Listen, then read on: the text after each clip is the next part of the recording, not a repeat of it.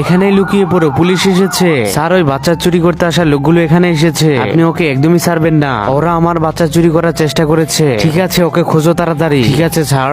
এখন ওই পুলিশকে কিভাবে বলবো আমরা না ওই আমাদের বাচ্চা চুরি করেছে? এদের বাচ্চা চুরি করি।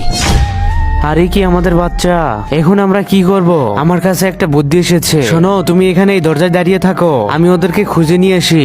এই নাও তুমি পেট্রোল, আর তুমি ওখানে গিয়ে আগুন লাগিয়ে দাও। আর যখনই ওই পুলিশ আগুন দেখতে যাবে তখনই আমরা তার বাড়িতে ঢুকে আমাদের বাচ্চা চুরি করে নিয়ে চলে আসব। ঠিক আছে?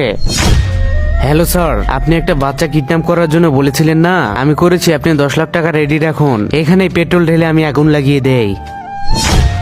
আরে কি, ওইখানে আগুন লাগলো কিভাবে? তার আগে তুমি ইন্ডিয়া থেকে দেখলে একটা লাইক করো, আর বাংলাদেশ থেকে দেখলে একটা সাবস্ক্রাইব করো, আর কমেন্টে তোমার নিজের দেশের পতাকাটা দিয়ে যেও তো, দেখি কোন দেশের পতাকা সব থেকে বেশি দেখা যায়। আরে কি, আগুন লেগে তো সবকিছু পুড়ে যাচ্ছে।